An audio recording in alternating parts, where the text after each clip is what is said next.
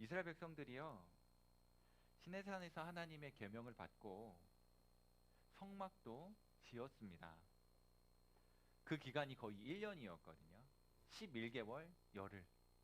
그 기간에 하나님께서 모세를 시내산으로 올라오라고 하셨고, 그리고 계명을 주시고 제사 제도를 가르쳐 주시고 성막 짓는 방식을 가르쳐 주시고, 또 백성들이 그 말씀을 듣고 성막을 짓는 일들을 했습니다. 네, 이제 그 말씀을 다 듣고 이스라엘 백성들이 행진해서 가나안을 향하여 가게 됩니다. 그들의 목적지가 가나안이었으니까요. 출발하기 전에 하나님께서 이스라엘 백성들에게 20세 이상으로 전쟁에 나갈 수 있는 사람을 세어보아라 라고 명령하십니다.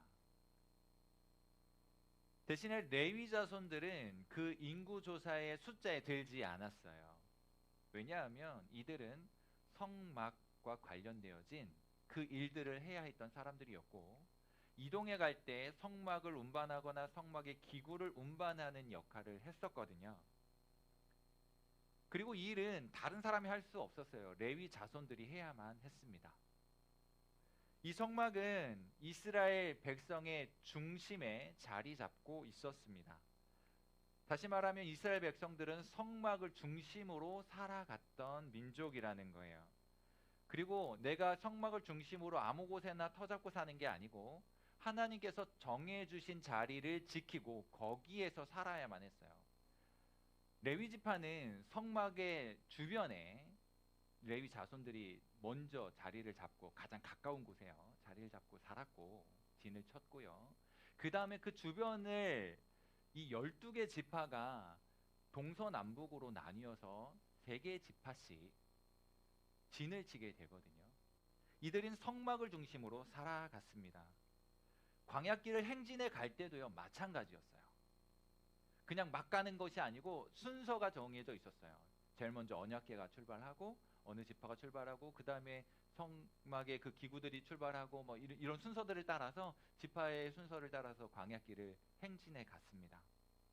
하나님께서 정해놓은 질서였던 거죠.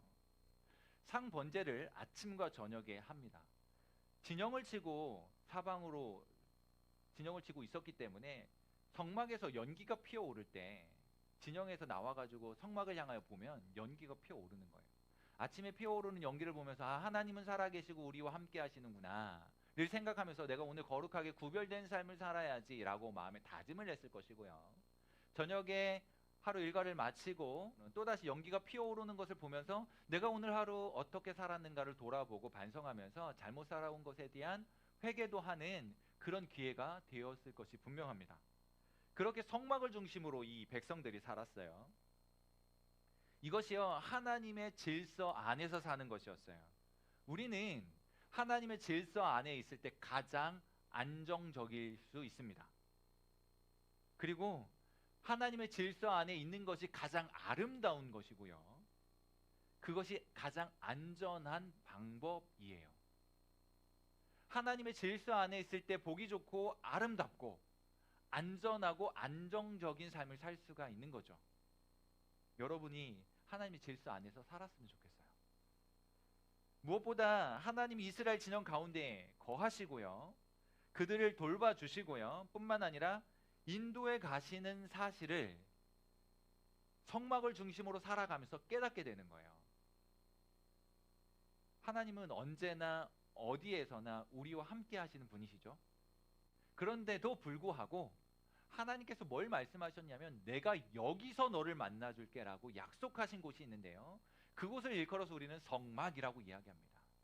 제일 먼저 동쪽 문을 열고 들어가면 번제단이 나오는데, 번제단에서 제사를 드리고 제사 이후의 과정들을 거쳐서 저 은밀한 곳, 가장 깊숙한 곳 지성소까지 가요. 지성소한 언약궤에서 그 위에 속죄소에서 하나님께서 만나주시는 거예요.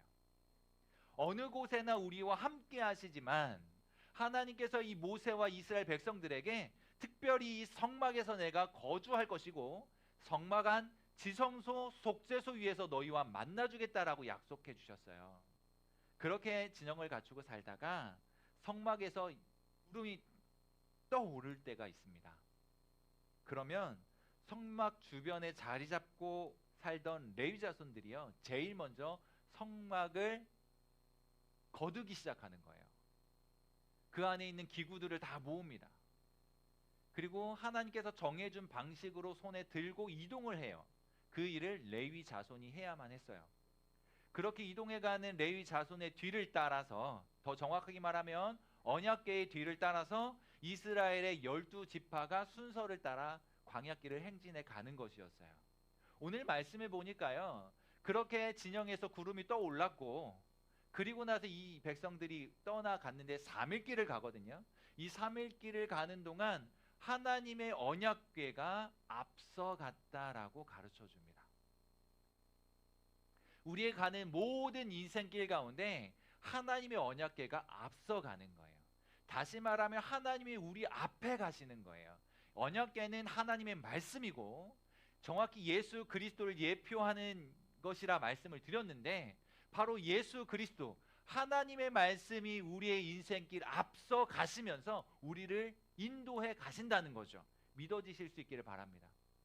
그냥 짧은 이 시기만이 아니라 평생을 두고 영원히 우리 앞에서 이끌어 가시는 하나님임을 고백할 수 있었으면 좋겠어요. 그곳을 떠나가는데 그렇게 이끌어 가시는 거예요. 가시면서 무엇 하였다고 성경이 기록하냐 하면 쉴 곳을 찾았다라고 기록해 주고 있어요. 이 백성들이 어디서 쉴까를 찾으신 거예요. 이 그림은 정확하게 목자의 이미지입니다. 양떼를 이끌고 가는 목자가 어디 가면 풀이 있고 어디 가면 마실 물이 있고 이거를 찾아가지고요, 양을 인도해 가는 것처럼 언약궤가 이스라엘 백성들을 앞서 이끌어가면서 쉴 곳, 먹을 것이 있는 곳, 안전한 곳, 그곳에 찾으시는 거예요. 이것이 여호와의 구름이 낮에는 태양을 가려주고 이 백성들이 안전하게 걸어갈 수 있도록 하심과 동시에 저녁에는 불기둥으로 이들을 따뜻하게 보호해 주시고, 이 팔레스타인이라고 하는 지역이 그렇거든요. 한낮에는 뜨겁고 저녁에 되고 밤이 되면 기온이 뚝 떨어져 가지고 춥고, 그 모든 환경들을 하나님께서 다 보호하시고 다 배려하셔서 이들 이끌어 가셨다는 말씀이거든요. 그렇게 하나님께서 이 백성들을 책임져 주셨습니다. 백성들은 하나님의 인도와 보호하심을 받으면서 약속하신 가나안까지 갈 수 있었던 거예요. 가나안을 주시겠다고 약속하신 분도 하나님이시고, 인도하신 분도 하나님이시고, 광야의 뜨거운 태양처럼 힘겨운 상황에서 보호하신 분도 하나님이시고, 이 백성들을 이끌어 가시는 분도 하나님이시고, 인도하심을 믿고 말씀대로 따라가면 우리는 살 수 있다라고 하는 교훈을 깨닫게 되는 것입니다. 그런데요, 수없이 많이 우리가 거절하고요, 반항하고요, 불순종하는 게 익숙해져 있었어요. 하나님이 그렇게 말씀하시고 들려주시는데도 불구하고, 이끌어 가시는 분이심에도 불구하고 우리는 하나님을 거절하고 배신하고 불순종하고 저항하고 반항하고 하기를 매일처럼 그렇게 살아온 인생들이라는 거예요. 여러분, 진지하게 스스로에게 한번 물어봐 보세요. 내가 하나님의 말씀이 믿어진다라고 말하면서 그 말씀 읽기에 힘을 얼마나 썼는지, 하나님이 나의 하나님이시고 나의 인생의 도움이시고 요새이시고 나의 인생을 책임져 주신다라고 말하면서도 그 하나님의 말씀을 지키기 위해 얼마나 노력했는지 스스로에게 한번 물어보라는 거예요. 우리는 너무 무늬만 그리스도인이었지는 않았나요? 교회 오면 당연히 하나님을 부르고 당연히 뭐 예배도 참여하고 헌금도 하고 뭐 찬양도 하고 다 해요. 하라는 건 다 하는데 내 안에서 그것이 인격적으로 받아들여지지 않는 거예요. 그리고 우리는 그 수준을 뛰어넘어서요, 그 예수 그리스도 하나님과 인격적인 관계를 맺고 그렇게 살아가는 일이 굉장히 중요합니다. 우리 한번 스스로를 돌아보자는 거예요. 얼마나 많이 거절했는지, 얼마나 불순종하며 살았는지. 만일 그것이 깨달아지고 인정이 된다면 이제 하나님 앞에 넙죽 엎드려서 하나님, 제가 잘못했습니다 라고 말할 수 있어야 됩니다. 내가 잘못했습니다 라고 회개할 수 있어야 돼요. 우리는 그렇게 하나님의 마음을 너무 아프게 해드리는 삶을 살고 있지 않는지 스스로 한번 돌아봤으면 좋겠어요. 우리는 이제요, 오늘을 살면서 그러지 말자는 이야기를 하는 거예요. 실패한 이스라엘의 역사를 우리가 알고 있잖아요. 얼마나 하나님 앞에 불순종하고 반역하는 삶을 살았는지 우리는 너무나도 잘 알고 있습니다. 이제 우리는 그러지 말자는 이야기입니다. 우리는 올바른 믿음으로 하나님의 말씀을 따르는 삶을 살아가자는 거죠. 왜 그러해야 할까요? 언약궤가 앞서간다는 것은 하나님이 앞서가는 거잖아요. 먼저 가시면서 길을 열어주시고요, 우리가 힘들 때 쉴 곳을 찾으시는 거예요. 그리고 결국엔 우리로 하여금 가게 만드시는 최종 목적지인 천국에 이르기까지 우리를 인도해 가시는 거거든요. 그곳에서 쉼과 안식을 누리게 하실 것이 분명하지만 문제는요, 오늘의 우리의 인생에 모든 문제가 있습니다. 피곤하죠. 고단하죠. 스트레스 있죠. 힘들지 않아요? 내일 힘든 일인가요? 한 달 후에 힘든 일인가요? 바로 지금 힘들지 않아요? 바로 지금 스트레스가 나를 힘들게 하잖아요. 지금 바로 고단함이 나를 괴롭게 하잖아요. 지금 바로 겪고 있는 친구 관계, 사회 속에서의 나 한 사람, 이 사회성이라고 하는 것, 이 세상 속에 나라고 하는 존재가 바로 오늘 힘들게 느껴지는 거 아니에요? 오늘 어떻게 살아갈 거냐, 그것이 오늘 우리에게 주어져 있는 중요한 문제라고요. 앞으로 잘할게요. 예, 앞으로 잘 하십시오. 근데 지금이 중요해요. 지금 내가 지금 어떻게 살 것인가. 아직 천국에 들어가기 전에 우린 너무나도 지쳐 있어요. 너무 피곤합니다. 어디로 가야 할지 몰라요. 무엇을 해야 할지 모릅니다. 마치 인생에 있어서 결정 장애를 앓고 있는 것처럼, 무엇을 어떻게 해야 할지 모르는 사람처럼 그렇게 살고 있어요. 그래서요, 그냥 속 편하게 하라는 대로 하는 게 더 편하게 느껴질지도 모릅니다. 그냥 부모님이 이렇게 하라고 하는 거 그냥 그렇게 살아가는 것이 더 편하게 느껴질지도 몰라요. 그런데요, 정확하게 한번 정직하게 한번 여러분들의 인생을 들여다보면서 미래를 한번 설계해보자는 거예요. 하나님께서 말씀하시는 그 말씀을 따라 살아가는 것은 응당 당연한 것인데, 지금 오늘을 살면서 내가 어떤 모습을 갖추고 살고 있느냐는 거예요. 우리는 너무나도 지쳐 있습니다. 너무나도 힘들어요. 너무나도 피곤합니다. 내가 기도는 하고 있는지, 하나님의 말씀을 대면하여 보고는 있는지 불분명하죠. 내가 이렇게 살아가는 것이, 이와 같은 방식으로 사는 것이 잘 살고 있는 것인지, 이것을 선택한 것이 옳은 것인지, 저것을 선택해야 옳은 것인지 늘 고민입니다. 진로 문제도 있지요. 친구 관계도 있습니다. 돈 문제도 있고요. 경제적인 거요. 성적에 관한 것도 있습니다. 교회 안에서 뭐 고민이 없겠어요? 교회 아니라고 스트레스가 없겠어요? 여러분들이 중고등부에 나와 있지만 이 안에서 겪게 되는 많은 염려들, 걱정들, 불안한 요소들, 불편한 일들이 얼마든지 있을 수 있어요.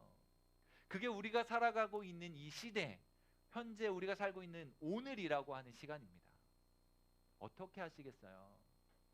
하나님의 말씀으로 인도함 받지 않으면, 하나님을 따라가지 않으면 늘 이와 같은 삶을 살면서 고단할 수밖에 없고요, 지칠 수밖에 없는 거예요.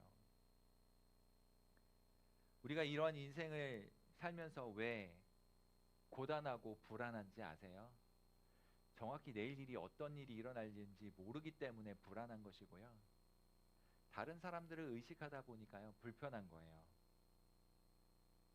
세상을 의식하고 있기 때문에 그렇습니다. 괜찮아, 내가 그냥 통장에 한 100억 정도 꽂아줄게, 아무것도 걱정하지, 이거 쓰고 그냥 평생 살아. 누군가가 이런다고 하면 좀 달라질까요? 우리의 고민이 단순하게 돈의 문제만 있는 건 아니잖아요. 단지 먹는 거에만 문제가 있는 건 아니잖아요. 모든 것이 이 시대는 물질과 관련되어진 황금 만능주의, 물질 만능주의의 사주에 사로잡혀 그것만 해결되면 다 될 것이라고 하는 생각 때문에 성적도 돈, 스펙도 돈, 경험도 돈, 친구도 돈, 모든 것이 다 돈으로 연결되어지는 그와 같은 비참한 시대 아닙니까? 그냥 친구는 친구로서 좋아야 되는데, 관계는 관계로서 좋아야 되는데, 배움은 배움으로서의 어떤 만족이 있어야 되는데, 내가 이거 배우면 돈이 될까? 이걸 고민해야 되잖아요. 이 과목, 이 진로 선택하면 앞으로 성공할 수 있을까? 이걸 고민해야 되잖아요. 얼마나 비참하고 얼마나 안타깝습니까? 목사님은 여러분들이요, 정말 행복한 일을 하셨으면 좋겠어요. 돈 쫓아다니면서 살지 말고요, 그 스펙 쫓아다니면서 살지 말고 여러분들이 정말 하고 싶은 일을 하셨으면 좋겠어요. 그런데요, 문제가 뭔지 아세요? 이 시대가 그걸 내버려 두지 않아요. 여러분들이 하고 싶은 일들을 하면서 그냥 나는 행복해라고 살아가려고 해도요, 세상이 그렇게 내버려 두지 않아요. 그래서 세상이 불편한 거거든요. 나는 괜찮은데 쟤가 왜 나한테 뭐 이러는 거야? 나는 괜찮은데 세상은 나를 왜 자기 기준과 자기 잣대로 판단하고 심판하고 그러는 거지? 이것이 불편한 거거든요. 여러분들이 바꿔주셔야 돼요. 내가 행복한 일을 하고 살아도 괜찮다, 내가 하고 싶은 일을 하면서 사는 것이 행복이다라고 하는 그런 시대 정신이 여러분들이 성인이 되었을 때 이 시대를 지배할 수 있도록, 돈이 아니고 스펙이 아니고 물질 만능주의가 아니고 내가 하고 싶은 일을 살면서 정말 살기 좋은 세상이 되었노라고 말할 수 있도록 여러분들이 그런 세상 만들어 주셔야 돼요. 그런데 여러분들이 그와 같은 생각에 인식이 없고 그거에 대한 개념이 없다면 여전히 그냥 그렇게 살겠죠. 10년 후, 20년 후, 50년 후, 100년 후에도 똑같이 여러분들은 청소년들을 보면서 괜찮아를 외치고 있을지 모릅니다. 예, 어른들이 여러분들에게 힘들게 만든 이 세상 대신하여 미안합니다. 어떻게 하겠어요? 여러분들은 좀 그것이 그렇다라고 여겨지면 여러분 때는 바꾸셔야 되잖아요. 어떻게 바꾸실 수 있겠어요? 이와 같이 나 아닌 다른 사람과의 관계, 세상과의 관계 때문에 여전히 우리는요, 불편을 겪으면서 살아요. 하나님의 말씀이 들려줘도요, 이대로 살아서 되겠는가라고 하는 의문점을 가지고 살아요. 그러나 하나님의 말씀이 진리입니다. 우리로 하여금 쉴 곳을 인도해 가실 것이고요, 영원히 안식할 곳으로 인도해 가실 거예요. 이 사실이 여러분들 청소년 시기에 깨달아질 수 있기를 축복합니다. 그래서 여러분들의 인생이 좀 달라졌으면 좋겠어요. 그리고 여러분들이 어른이 되고 성인이 되었을 때는요, 여러분들의 자녀 세대들이 당연히 우리 부모 세대들이 살았던 것처럼 그와 같은 괜찮은 방식과 괜찮은 정신, 기독교적인 세계관과 가치관을 가지고 살아가는 시대가 됐으면 좋겠어요. 그래서 여러분들이 믿음을 갖추어야 합니다. 믿어보시라고요. 하나님의 말씀을 한번 믿어보세요. 하나님께서 나의 인생을 이끌어 가실 거라고 하는 믿음, 하나님은 살아계신다라고 하는 믿음, 말씀은 진짜라고 하는 믿음, 기도하면 하나님께서 응답하신다는 믿음, 하나님 의지하고 기대면 책임져 주신다라고 하는 믿음, 말씀 듣고 말씀대로 따라 살아가면 그 길이 안전하다라고 하는 믿음, 하나님께서 결국엔 천국에 들어가서 안식하게 하실 거라고 하는 믿음, 그 믿음 가지고 살았으면 좋겠어요. 공부할 때도 기도하면 하나님이 성적을 올려주실 거라고 하는 믿음은 조금 성경적으로 좀 벗어난 믿음이지만, 그거는 아니라 할지라도 지혜를 주시고 총명을 주시고 공부에 집중력을 주셔서 하나님께서 제대로 잘 하게 하실 거라고 하는 믿음, 그런 믿음이 우리에게 필요해요. 하나님께서요, 우리를 위해 예수님을 아낌없이 주셨거든요. 무언들 못 주시겠어요? 그의 아들 독생자까지라도 다 내어주신 하나님께서 여러분들이 그렇게 간절하게 부르짖고 기도하는 것들 왜 안 주시겠냐고요. 그러니 그 믿음 가지고 한번 살아보자는 겁니다. 믿음 가지고 기도해 보자는 거예요. 믿음 가지고, 그래 우리 도전 70일 하고 있는데 성경 일독 한번 해보자고요. 여러분들의 인생이 어떻게 달라지는지 한번 눈으로 확인해 보세요.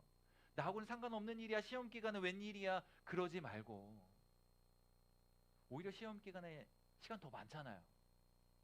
솔직해지자고요. 우리 시험 기간에 잠 더 많이 자지 않아요? 솔직하게 그렇잖아요. 마음의 문제예요. 네, 바쁜 건 사실이에요. 규모 있게 바쁘길 바랍니다. 그냥 대책 없이 바쁘지 말고요, 규모 있고 쓸모 있게 바빴으면 좋겠어요. 제일 우선순위는 하나님의 말씀 20분 떼어놓고 읽는 거를 정해 놓으셨으면 좋겠어요. 그거 못한다고 하면 여러분 아무것도 못할 거예요. 20분 떼어놓는 거 여러분 마음 먹기에 따라 달라집니다. 부탁드려요. 말씀을 읽으면 여러분들 인생이 달라질 것을 확신하기 때문에 이렇게 권면하는 겁니다. 안 해보면 몰라요. 하나님의 말씀이고 예수 그리스도를 예표하는 언약궤가 앞서 가시는 이유는 우리를 위해서 앞서 가시는 거예요. 우리가 왔던 길은 우리도 아니까 더 이상 문제가 아닙니다. 하지만 앞으로가 문제거든요. 바로 오늘 어떻게 살아야 될지, 내일 어떤 길을 걸어야 될지, 그게 문제라서. 그래서 모세가 오늘 35절과 36절에서 고백하며 구하는 것이 있어요. 언약궤가 앞서 가실 때에 여호와여 일어나사 주의 대적들을 흩으시고 주를 미워하는 자가 주 앞에서 도망하게 하소서. 앞길을 인도해 달라는 얘기죠. 우리를 방해하는 이 시대의 정신과 세속의 가치들이 나를 집어삼키지 못하도록 하나님을 믿지 못하고 반대하는 세상을 흩어버리시고 하나님을 믿는 믿음 가지고 살아갈 수 있도록 그 길을 열어달라는 간절한 호소로 받아들일 수 있기를 축복합니다. 하나님 앞에서 어떤 장애도 없이 그렇게 갈 수 있도록 하나님 앞에 부르짖는 거예요. 뿐만 아니라 궤가 쉴 때 이스라엘 종족들에게 돌아오시라고 호소하고 있어요. 앞서 대적들을 흩으시고 그들로 도망가게 하신 하나님이 승리하게 하신 하나님께서 승리의 깃발을 높이 들고 돌아오시는 그 모습을 보는 거예요. 그 승리에 우리가 참여하게 되는 그 장면을 연상하게 합니다. 그러니 우리에게 필요한 게 뭐겠어요?